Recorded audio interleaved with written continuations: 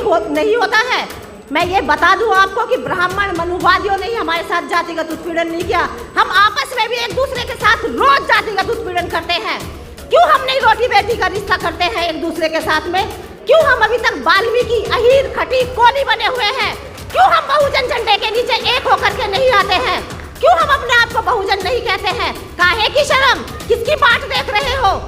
कल एक ऐसे समाज से हैं जहां पर हमें हमेशा जातिगत उत्पीड़न का सामना करना पड़ता है।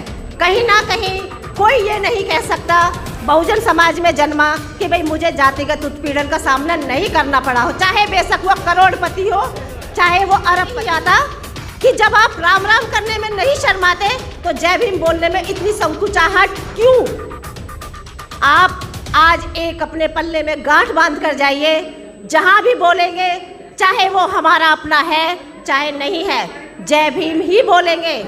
मैं क्या कहूँ, हमारे दिल्ली यूनिवर्सिटी के बच्चों ने सबको स्पीचलेस कर दिया और हमारे युवाओं में जो एक जान, जो एक शक्ति उन्होंने फूंकी है वो बिल्कुल लाजवाब है, स्पीचलेस है। मुझे मतलब समझ नहीं आ रहा मैं क्या सोच करके आई थी और मैं क्या कहूँ। लेकिन अब शुरुआत करते हैं जय भीम। जैसा कि बच्चों ने कहा तो जय भीम से ही शुरुआत होगी जी। माता सावित्रीबाई फुले जी के चरणों में कोटि कोटि नतमस्तक प्रणाम करते हुए महात्मा ज्योतिबा बाई फुले जी को नमन करती हूँ और अब बहुजन समाज में जन्मे सभी महापुरुषों को कोटि कोटि नतमस्तक प्रणाम। उमेश सिंह गौतम जी राष्ट्रीय कार्यकारी अध्यक्ष समता सैनिक दल के, जिन जैसे कि सबको मालूम है आज उनका जन्मदिन है, तो जन्मदिन की बहुत बहुत शुभकामनाएं। और हम ये जन्मदिन की शुभकामनाएं उन्हें हमेशा देते हैं और बारंबार हम देते रहें। लेकिन साथ में नीरा मैडम को कैसे भूल सकते हैं? जिस तरह से ज्योतिबा बाई फुले जी ने सावित्रीबाई फुले जी को आगे किया, उसी तरह से हमारी नीरा मैडम ने हमारे उमेश सिंह गौतम जी को आगे किया है। तो दोनों का बहुत बहुत साधुवाद, बहुत बहुत शुभकामनाएं।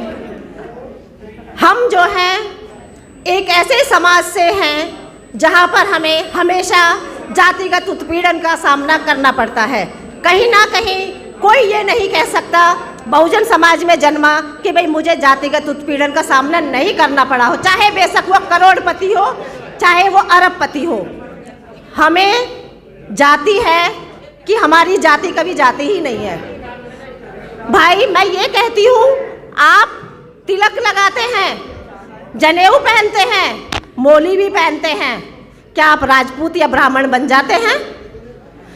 तो फिर जय भीम बोलने से हम शूद्र कैसे बन जाते हैं? मुझे समझ में नहीं आता कि जब आप राम राम करने में नहीं शर्माते तो जय भीम बोलने में इतनी संकुचाहट क्यों?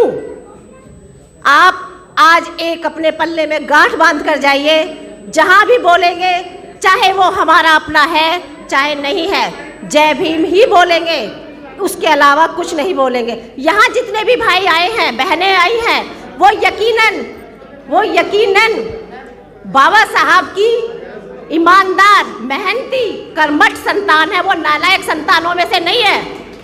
नालायक वो हो ही नहीं सकते जो बाबा साहब के लिए मर मिटने को तैयार रहते हैं, बाबा साहब के लिए अपना मिशन आगे बढ़ाते हैं। बाबा साहब का मिशन हमारा अपना मिशन है। हमने अपना मिशन 2023 शुरू कर दिया है। मैं मंजू सिंह, जिनको कि मंजू सिंह बनाने में उमेश सिंह गौतम जी का बहुत बड़ा हाथ है कि समता सैनिक दल में उन्होंने मुझे जगह दी, और उस उपकार को मैं आजीवन नहीं भूलूंगी।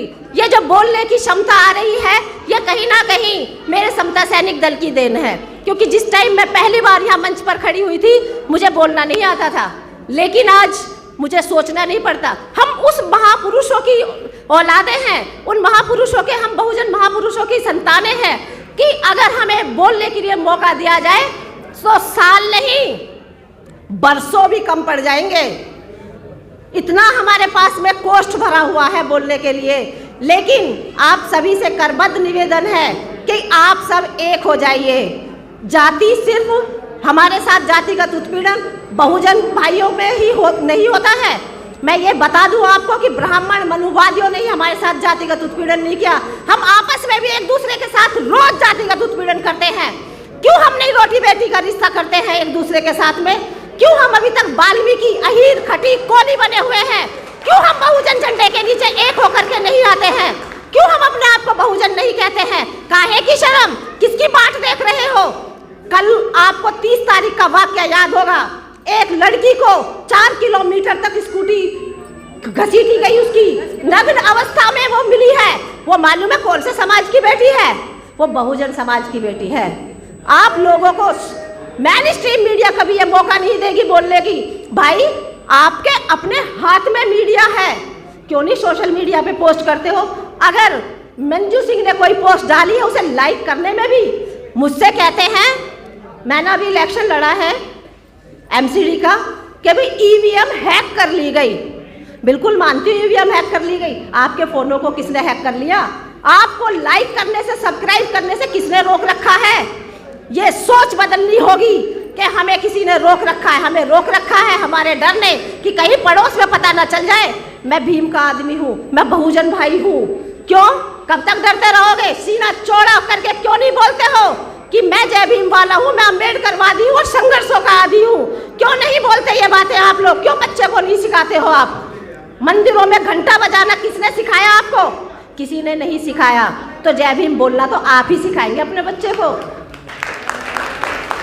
हमें बाबा साहब ने नहीं कहा कि बड़े आए तो उनके पैर छुओ, लेकिन बाबा साहब ने संविधान में वो हक, वो अधिकार हमें जरूर दिया है कि हम अपनी बात कहीं भी कह सकते हैं। हम अपने बच्चे को, दिल्ली यूनिवर्सिटी के बच्चे आए, अभी ये 2 बेटियां आई, हमारे बहुजन समाज की देन है। हमारा युवा हमारा साथ बिल्कुल कंधे से कंधा मिलाकर खड़े होने के लिए तत्पर है, लेकिन हमको भी अपनी सोच बदलनी होगी। उन युवाओं को अपने साथ हमें लाना होगा। ज़्यादा समय मैं नहीं लूँगी। इसी के साथ अपनी वाणी को विराम देते हुए जय भीम, नमो बुद्धाय, जय संविधान, जय मूल निवासी। बहुत ही मोटिवेशनल स्पीच और सुनकर मतलब ऐसे जोश आ गया अंदर कि हाँ, आप जो भी ऐसा शाय फील करते थे अपने आप को गौतम बताने में, बहुजन बताने में, तो मुझे लगता है बहुत बड़ी अचीवमेंट है। तो इस शानदार स्पीच के लिए ज़ोरदार तालियां बजा दीजिए। और सिर्फ